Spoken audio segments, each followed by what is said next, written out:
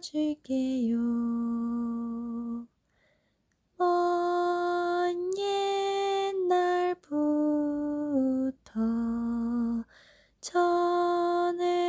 전해오는 이야기, 하늘의 선물입니다.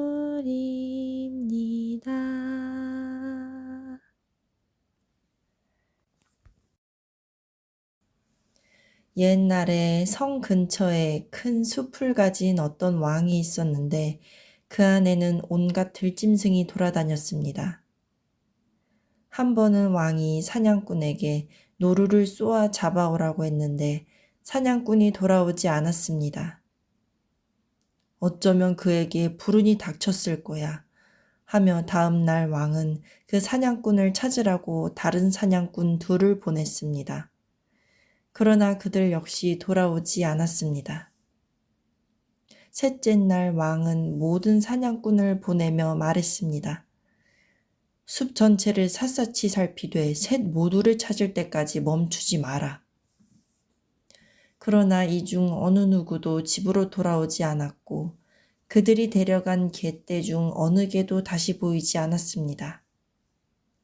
그때부터 더 이상 누구도 숲으로 들어가려 하지 않아 숲은 깊은 정적과 고독에 쌓였습니다.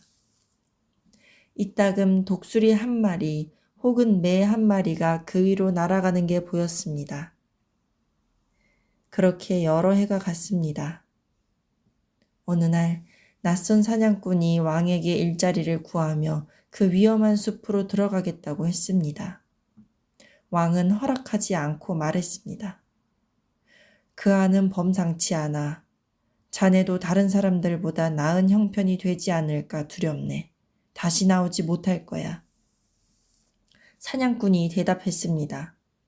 폐하, 저는 위험을 무릅쓰고 해보겠습니다. 두려움을 조금도 모르거든요.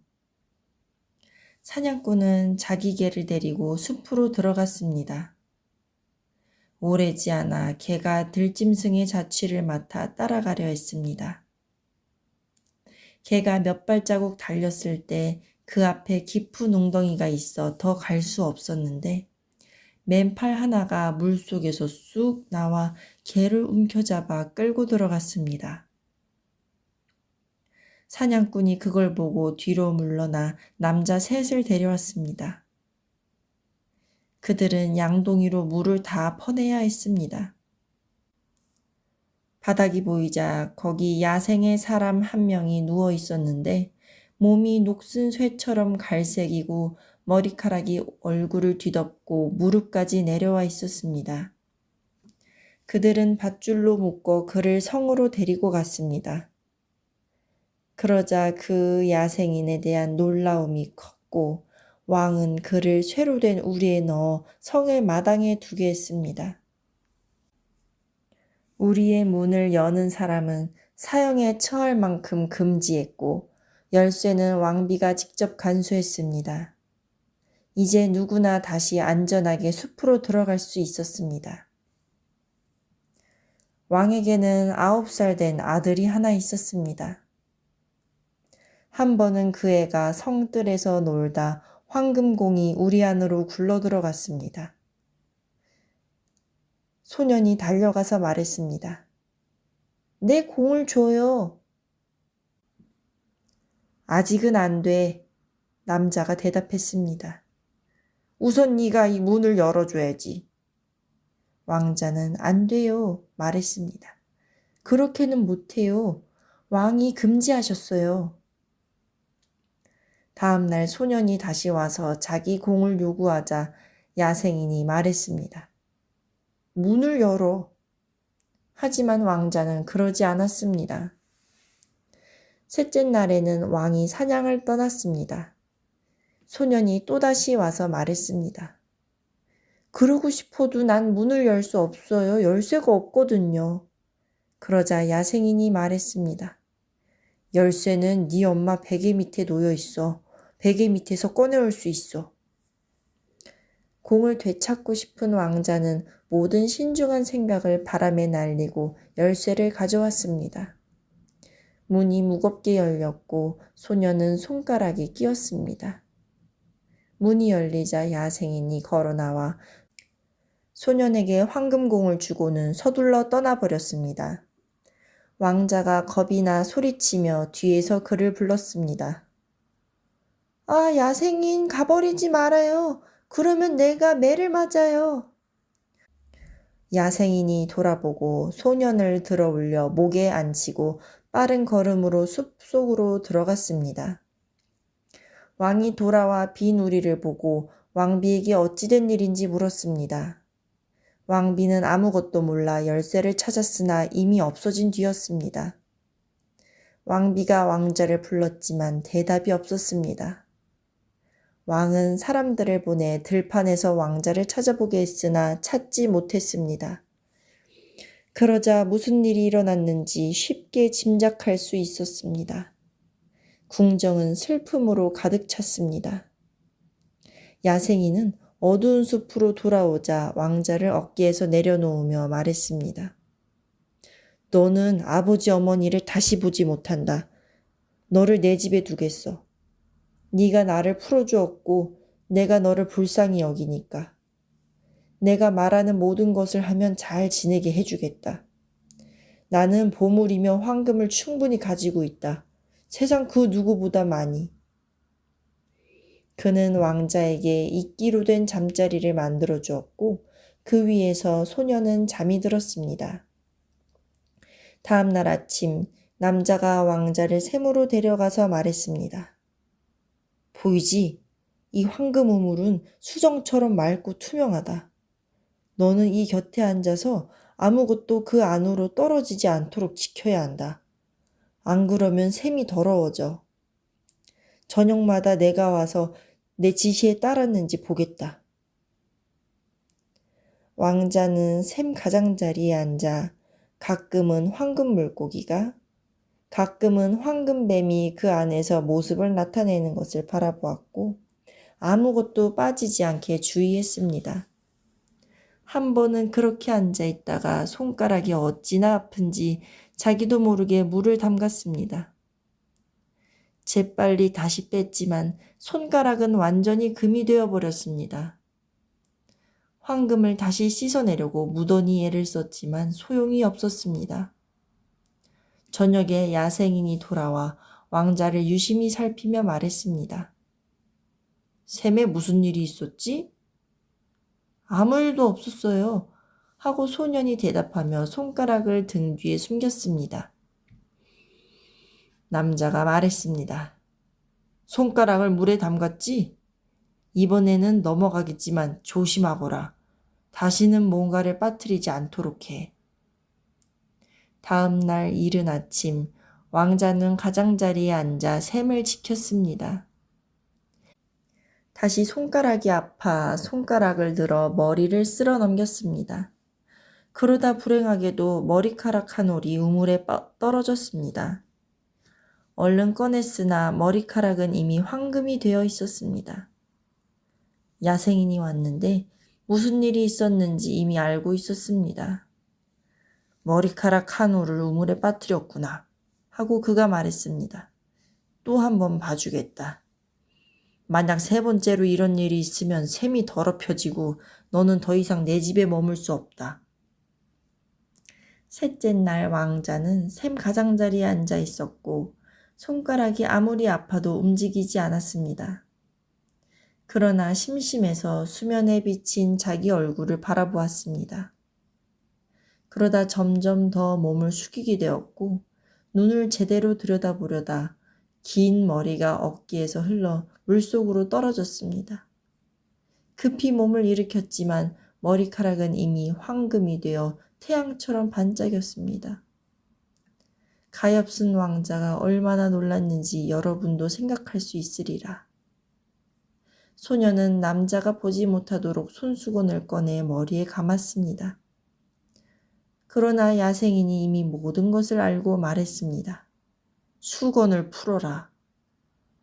그러자 황금빛 머리카락이 넘실거렸고 왕자가 아무리 사과해도 소용이 없었습니다. 너는 시험을 견뎌내지 못했으니 더 이상 이곳에 머물 수 없다. 세상으로 가거라. 거기서 가난이 어떤지 경험할 거야.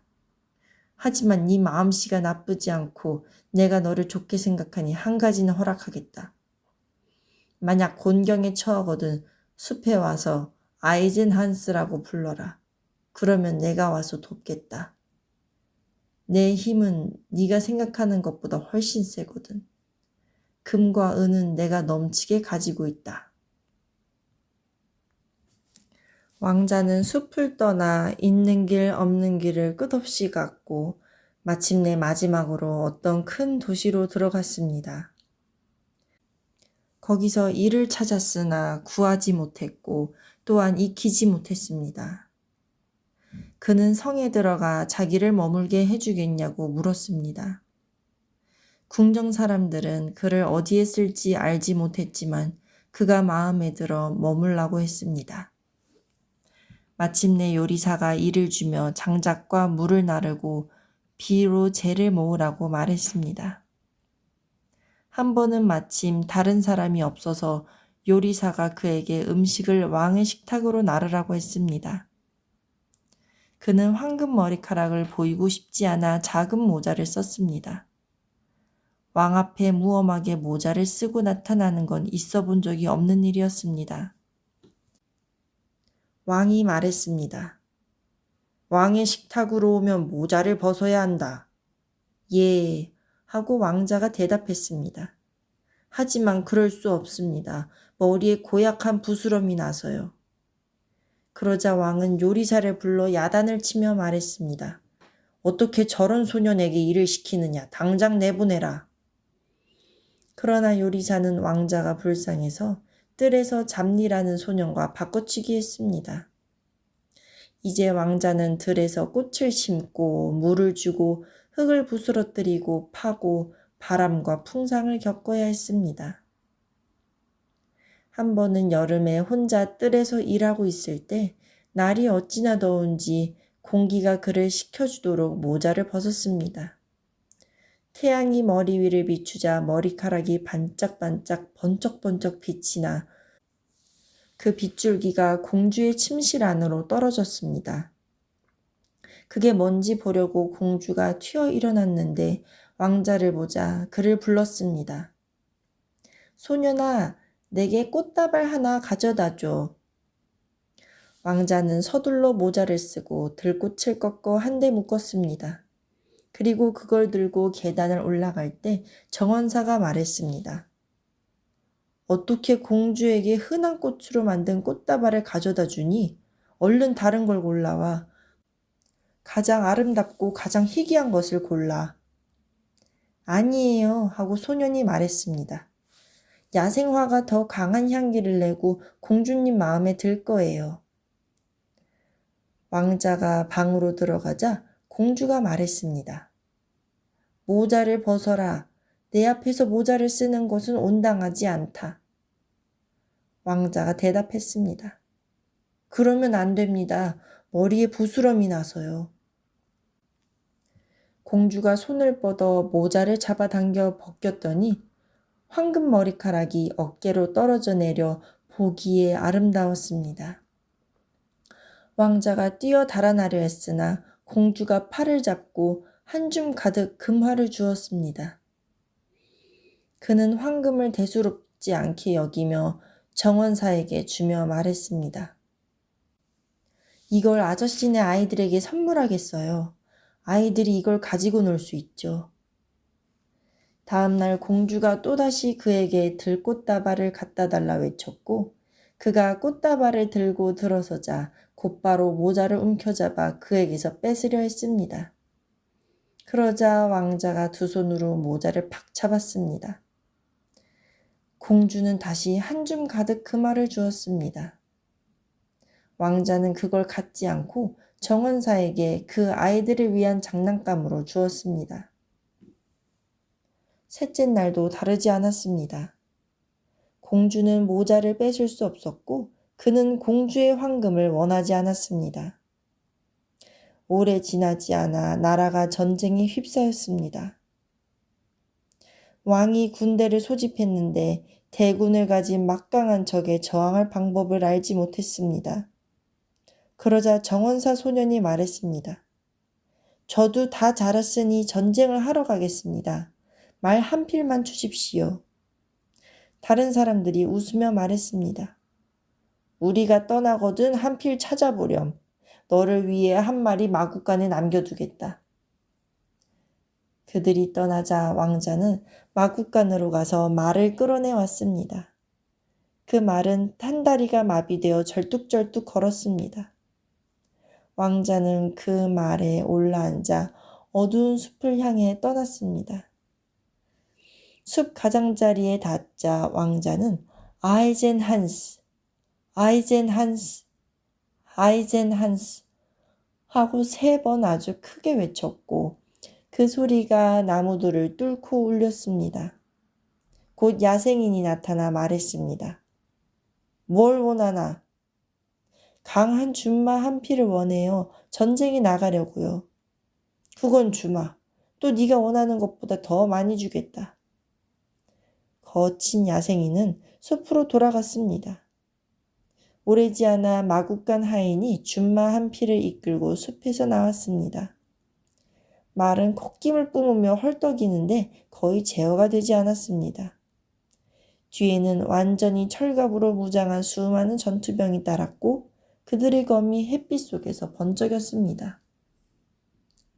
왕자는 마구간 하인에게 3 다리만 쓰는 말을 넘겨주고 다른 말에 올라 무리의 선두에서 달렸습니다. 전장에 다가가자 벌써 왕의 병정들 대부분이 쓰러지고 나머지도 물러나야 할 판이었습니다. 그때 왕자가 철갑무리와 달려가 폭풍처럼 적들을 넘어뜨리며 저항하는 건 죄다 쳐 쓰러뜨렸습니다. 적들은 도망치려 했으나 왕자가 그들의 덜미에 앉아 한 사람도 더 남지 않을 때까지 그치지 않았습니다. 그러나 왕에게 돌아가는 대신 그는 무리를 돌려 다시 숲으로 인도해 아이젠 한스를 불러냈습니다. 뭘 원하나? 하고 야생인이 말했습니다. 준마와 군사를 돌려받고 3 발로 걷는 제 말을 다시 주세요. 모든 것이 바라는 대로 되었고 그는 3 다리로 걷는 말에 올랐습니다. 다시 성으로 돌아오자 딸이 왕을 마중하며 승리를 거둔 것을 축하했습니다. 승리를 이끈 건 내가 아니라 하고 왕이 말했습니다. 병사를 데리고 나를 도우러 온 낯선 기사다. 딸은 그 낯선 기사가 누구인지 알고 싶었습니다.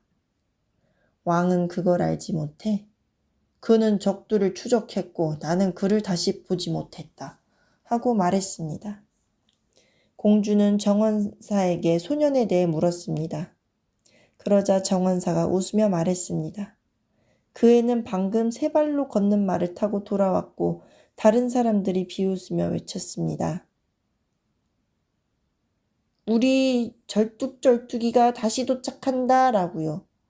그동안 어느 생나무 울타리 뒤에서 누워 자다가 왔느냐? 라고 묻기도 했죠. 그러나 그가 말했어요. 나는 최선을 다했고 내가 없었더라면 일이 잘못되었을 것입니다. 라고요. 그래서 더욱 비웃음을 샀지요. 왕이 공주에게 말했습니다. 큰 잔치를 열겠다. 사흘은 버려야지. 너는 황금 사과를 던지거라. 어쩌면 그 미지의 기사가 오겠지. 잔치 소식이 알려지자 왕자가 숲으로 가서 아이젠 한스를 불렀습니다. 뭘 원하느냐 하고 그가 물었습니다. 공주의 황금 사과를 받는 거요. 그야 네가 벌써 받은 거나 다름없지 하고 아이젠 한스가 말했습니다. 붉은색 무장을 하고 당당한 정마를 타고 가거라. 그날이 오자 왕자가 쏜살같이 달려와 기사들 가운데 섰고 아무도 알아보지 못했습니다. 공주가 나와 기사들을 향해 황금 사과를 던졌습니다. 누구도 사과를 받지 못했으나 그는 사과를 받았고 그 즉시 질주해서 떠났습니다. 다음 날은 아이젠 한스가 그를 100색 기사로 무장시키고 100마 한 피를 주었습니다. 또다시 그 혼자만 황금 사과를 공주에게서 받았습니다. 그러나 한순간도 머무르지 않고 그걸 들고 질주에 떠났습니다. 왕이 화가 나서 말했습니다. 있을 수 없는 일이다.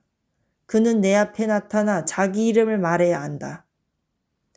왕이 사과를 받은 기사가 다시 떠나면 그를 뒤쫓고 그가 선선히 돌아오지 않으면 치고 찌르라고 명했습니다. 셋째 날 그는 아이젠 한스로부터 검은 무장과 흑마 한 피를 받고 다시 공주의 사과도 잡았습니다. 그러나 그가 질주에 떠날 때 왕의 신하들이 추적했고 한 사람이 무척 가까이 가서 칼끝으로 다리에 상처를 냈습니다. 하지만 왕자는 그들을 벗어났고 다만 말이 어찌나 세차게 뛰었는지 머리에서 투구가 떨어졌습니다. 그리하여 그가 황금 머리를 가진 것을 사람들이 볼 수 있었습니다. 그들은 되돌아와 왕에게 있었던 모든 일을 고했습니다. 다음 날 공주가 정원사에게 소년에 대해 물었습니다. 그 애는 뜰에서 일하고 있습니다. 그 괴짜 녀석은 잔치에 가서 저녁에야 돌아왔지요. 제 아이들에게 자기가 얻은 황금사과 3개를 보여줬습니다. 왕은 소년을 불러오게 했고 그가 나타났는데 머리에 모자를 쓰고 있었습니다. 공주가 그에게로 가 모자를 벗겼습니다. 그러자 황금 머리카락이 어깨 너머로 떨어졌고 어찌나 아름다운지 모두 놀랐습니다. 네가 늘 다른 색 차림으로 날마다 잔치에 온 기사, 황금사과 3을 잡은 그 기사인가? 하고 왕이 물었습니다. 예, 여기 그 사과들이 있습니다. 하고 왕자가 주머니에서 사과를 꺼내 왕에게 내밀었습니다. 증거를 더 원하신다면 신하들이 추적할 때 제 몸에 낸 상처를 보셔도 됩니다. 저는 폐하께서 적을 누르고 승리하게 도와준 기사이기도 합니다. 그런 위협을 이을 수 있다면 너는 뜰에서 일하는 아이가 아니다. 말하거라. 너의 아버지가 누구냐? 왕자가 대답했습니다. 제 아버지는 막강한 왕이고 황금은 제가 원하는 만큼 많습니다. 잘 알겠다. 하고 왕이 말했습니다. 너에게 고마운 빚이 있구나. 너를 위해 내가 해줄 게 있느냐? 예, 하고 그가 대답했습니다. 있습니다. 따님을 아내로 주십시오. 그러자 공주가 웃으며 말했습니다. 저는 이미 황금 머리카락을 보고 당신이 뜰에서 일하는 아이가 아닌 줄 알았습니다. 하고 그에게 입맞춤을 했습니다. 혼인을 위해 왕자의 아버지 어머니가 왔고 크게 기뻐했습니다. 부모는 사랑하는 아들을 다시 보리라는 희망을 이미 버린 상태였습니다. 그들이 결혼식 연회 식탁에 앉아 있을 때 갑자기 음악이 그치고 문이 열리더니 당당한 왕이 많은 시종을 이끌고 들어섰습니다. 그가 왕자를 향해 가서 포옹하며 말했습니다. 내가 아이젠 한스다. 마법에 걸려 야생인이 되었지. 하지만 네가 나를 구했어.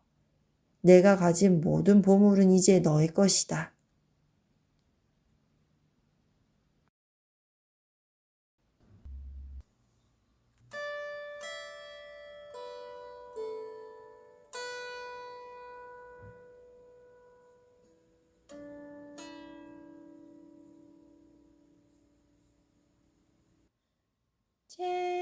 재미있는 이야기 다음에 또 들려줄게요.